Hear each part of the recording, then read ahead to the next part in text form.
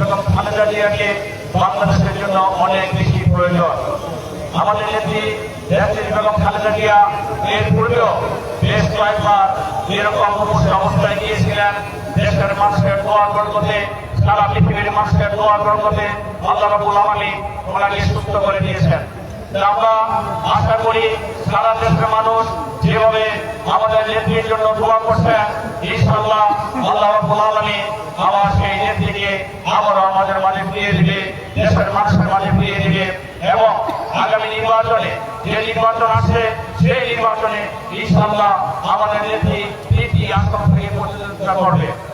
আমি বলতে চাই যে দেশের মুরব্বী এমনি হয় না। আজকে আমাদের যে সমস্ত নেতাকর্মীরা সারা বাংলাদেশের মানুষ যেভাবে দোয়া করছে সেটা হলো বেগম খালেদা জিয়ার প্রাপ্তি। বেগম খালেদা জিয়ার প্রাপ্তি হলো এদেশের মানুষকে সাথে নিয়ে, এদেশের মানুষকে সাথে নিয়ে মানুষের কল্যাণে কাজ করা। যেমনটা করেছেন শহীদ রাষ্ট্রপতি জিয়াউর রহমান, যেমনটা করেছেন বেগম খালেদা জিয়া, যেমনটা করবেন আগামী দিনে এদেশের রাষ্ট্রনায়ক আমাদের শহীদ রাষ্ট্রপতি জিয়াউর রহমানের যোগ্য উত্তরসূরি বিএনপির ভারপ্রাপ্ত চেয়ারম্যান জনাব তারেক রহমান।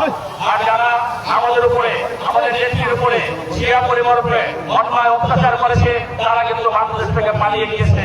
আমাদের নেত্রী এই অসুস্থ অবস্থায়